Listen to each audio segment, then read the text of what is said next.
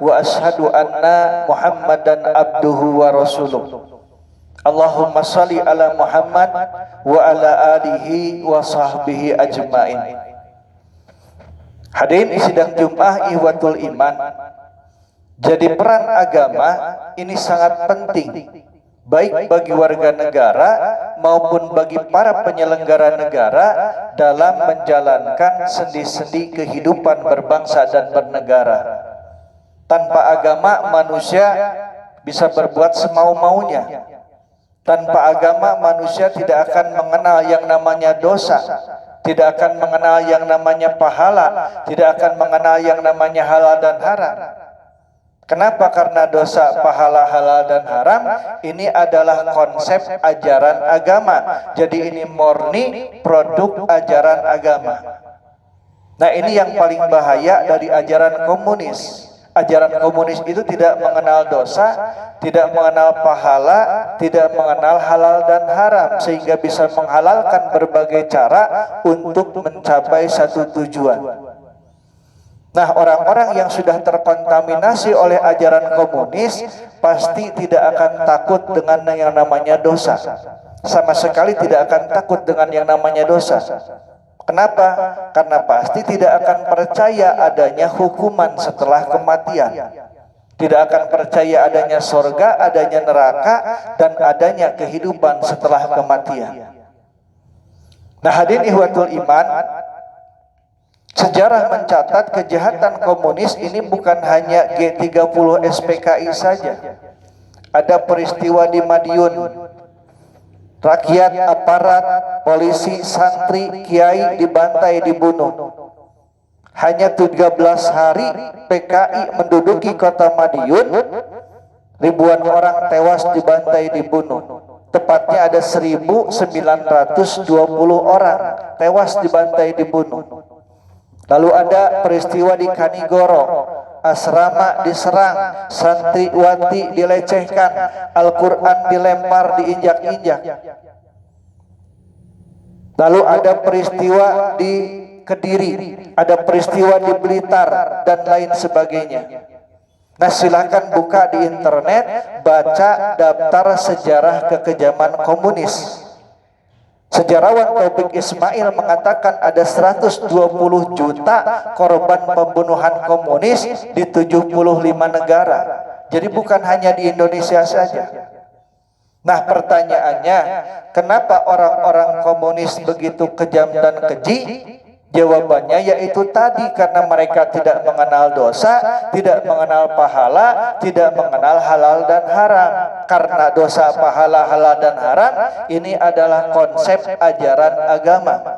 Dan orang-orang komunis sangat menolak ajaran agama, sangat menentang ajaran agama. Kenapa? Karena ajaran agama adalah ajarannya tidak logis, tidak realistis, tidak rasional, tidak masuk akal. Kenapa tidak masuk akal? Karena ajaran agama manapun, agama apapun, itu di dalam kitab sucinya menjelaskan adanya perkara-perkara yang bersifat gaib, menjelaskan adanya sorga, adanya neraka, dan adanya perkara-perkara gaib lainnya. Nah, perkara-perkara yang bersifat gaib tentu ini sama sekali tidak mungkin bisa dicerna oleh logika akal.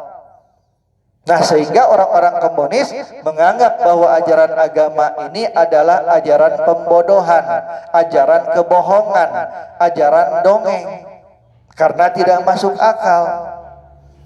Nah, hadirin ihwatul iman, jadi ajaran komunis itu adalah ajaran materialistis. Ajarannya sangat logis, sangat realistis, sangat rasional, sangat masuk akal. Nah, sehingga jika kita menyimak atau mempelajari ajaran komunis hanya dengan menggunakan logika akal semata, maka akal manapun, akal siapapun termasuk akal khatib pribadi pasti akan membenarkan ajaran komunis. Dan sebaliknya akal manapun, akal siapapun termasuk akal khatib pribadi pasti akan meragukan bahkan menyalahkan ajaran agama. Kenapa? Karena ajaran agama tidak logis, tidak masuk akal. Kenapa? Karena menjelaskan adanya perkara-perkara gaib yang sama sekali tidak mungkin bisa dicerna oleh logika akal. Nah, hadirin ihwatul iman, maka jika ada ustadz, ada kiai, ada santri, ada orang-orang yang sangat agamis, yang tadinya agamis lalu mempelajari, menyimak ajaran komunis, bisa berbalik menjadi komunis. Kenapa? Karena ajaran komunis sangat logis. Nah, dulu itu tokoh-tokoh komunis seperti D.N. Aidit itu adalah seorang santri. D.N. Aidit itu adalah seorang santri yang sangat taat. Dia seorang muadzin, bacaan Qur'annya bagus, hafalan Qur'annya banyak, sering berkali-kali hatam Qur'an. Jadi Aidit itu adalah orang yang agamis dan keluarganya pun keluarga agamis. Lalu ada Muso. Muso juga seorang santri, bahkan Muso itu adalah anak seorang kiai besar namanya Kiai Haji Hasan Muhyi. Lalu ada Kiai Haji Misbah. Lalu ada lagi Kiai Haji Dasuki Sirot. Bukan Agil Sirot, tapi Dasuki Sirot. Nama lengkapnya Kiai Haji Ahmad Dasuki Sirot. Nah, ini adalah tokoh-tokoh komunis yang awalnya agamis. Kenapa bisa jadi komunis? Karena setelah mempelajari, menyimak ajaran komunis, ternyata ajaran komunis sangat logis, sangat realistis, sangat rasional, sangat masuk akal. Sebaliknya ajaran agama tidak logis karena menjelaskan adanya perkara-perkara yang bersifat gaib. Nah, hadirin ihwatul iman, perlu khatib sampaikan bahwa salah satu cikal bakal ajaran komunis ini adalah ajaran filsafat. Nah, menurut penelitian khatib pribadi, khatib menemukan adanya korelasi antara ajaran filsafat dengan ajaran komunis. Nah, salah satu buktinya adalah Karl Marx, nama lengkapnya Karl Heinrich Marx. Nah, Karl Marx ini adalah tokoh komunis dunia. Dia dijuluki sebagai bapaknya komunis. Nah, Karl Marx ini di kalangan orang-orang ini, Karl Marx ini adalah notabene dia seorang doktor di bidang ilmu filsafat. Jadi di kalangan orang-orang filsafat, Karl Marx ini dikenal sebagai tokoh filsafat dunia. Dia dikenal sebagai tokoh filsuf dunia. Jadi Karl Marx ini adalah seorang tokoh filsuf, tokoh filsafat, sekaligus juga tokoh komunis. Jadi jelas ada kolerasi antara ajaran filsafat dengan ajaran komunis. Tidak bisa dipungkiri bahwa ajaran filsafat itu identik dengan ateis dan ateis identik dengan komunis. Nah, hadirin ihwatul iman, ajaran Karl Marx atau Marxisme ini dilarang di Indonesia. Berdasarkan TAP MPRS nomor 25 tahun 1966. Pertanyaannya kenapa dilarang? Jawabannya karena bertentangan dengan dasar negara Pancasila. Dasar negara Pancasila mewajibkan setiap warga negara harus bertuhan, harus beragama, sedangkan ajaran Karl Marx Marxisme justru mengajarkan ateis, mengajarkan untuk tidak bertuhan dan tidak beragama. Nah, Karl Marx mengatakan bahwa agama itu adalah opium. Artinya agama itu adalah candu yang memabukkan. Maka istilah mabuk agama ini berasal dari ajaran Karl Marx, ajaran Marxisme. Nah, sekarang sedikit-sedikit ketika seseorang berbicara agama sering disebut mabuk agama. Hati-hati jangan ikut-ikutan, karena kalimat mabuk agama ini adalah doktrin ajaran Karl Marx, ajaran komunis yang benci terhadap ajaran agama. Nah, salah satu kerjaan orang komunis ini sering menghina-hina agama, sering mengadu domba umat beragama. Yang lagi viral sekarang Muhammad Kacek. Dia katanya muslim, lalu keluar dari Islam dan masuk agama lain, lalu menghina-hina agama Islam. Nah, setelah dipenjara, didesak, ternyata dia mengaku bahwa dia seorang ateis, artinya tidak beragama. Nah, hadirin ikhwatul iman, mohon doa.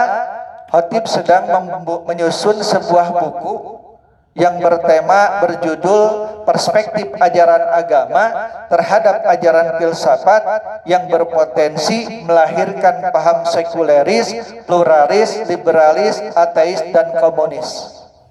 Nah, dalam buku yang Khatib susun, Khatib ingin menjelaskan bahwa ajaran filsafat itu sangat bertolak belakang dengan ajaran agama manapun, bukan hanya dengan agama Islam.